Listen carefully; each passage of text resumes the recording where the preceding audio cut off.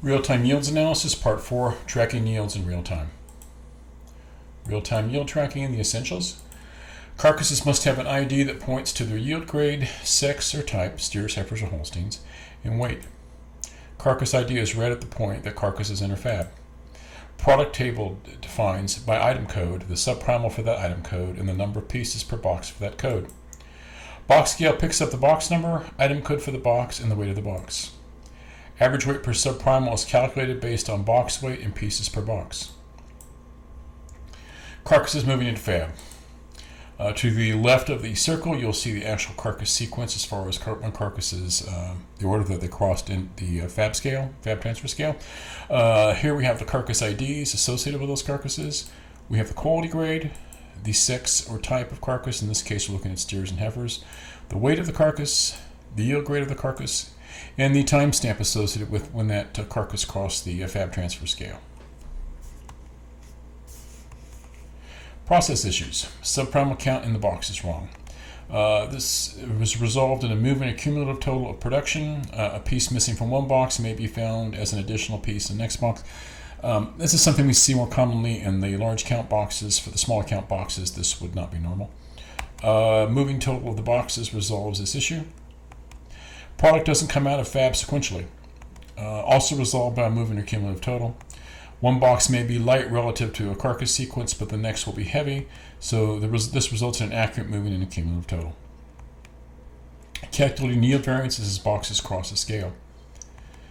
What we have here is a table for the rib primal line, and what we're looking at here is an actual drill down to the specific items that came across the rib line. And this is the actual minute. This is a cumulative for whatever for a minute crossed the box scale going out. And in this case here, these are the actual numbers associated with all the pieces that were part of the rib line.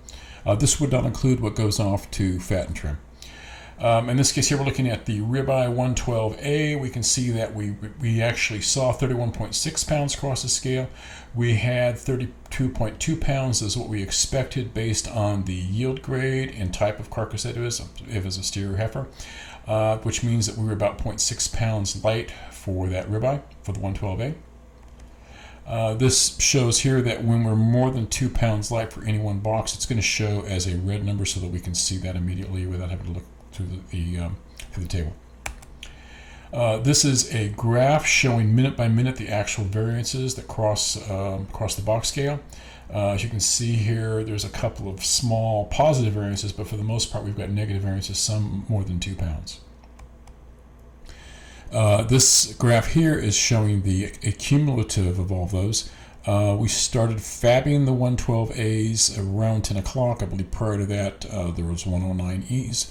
You can see that in the hour, a little more than an hour that we've been working with this, we're about 55 pounds light of what we'd have expected. So we're giving up about 1 pound per minute. This is a calculation of the dollar variances as the box crossed the scale. Again, we're looking at the rib line. We can drill down through the different components that are part of the rib primal. Again, by minute. And you can see this is a total table of all these. In the one, at about 11:01, we had about $400 is what we expected to see come across the, $400 is what actually came across the box scale. We expected 408 with a little rounding in there. We had about a negative $7 variance. This is the same graph we saw on the other page, showing minute by minute what the variances are.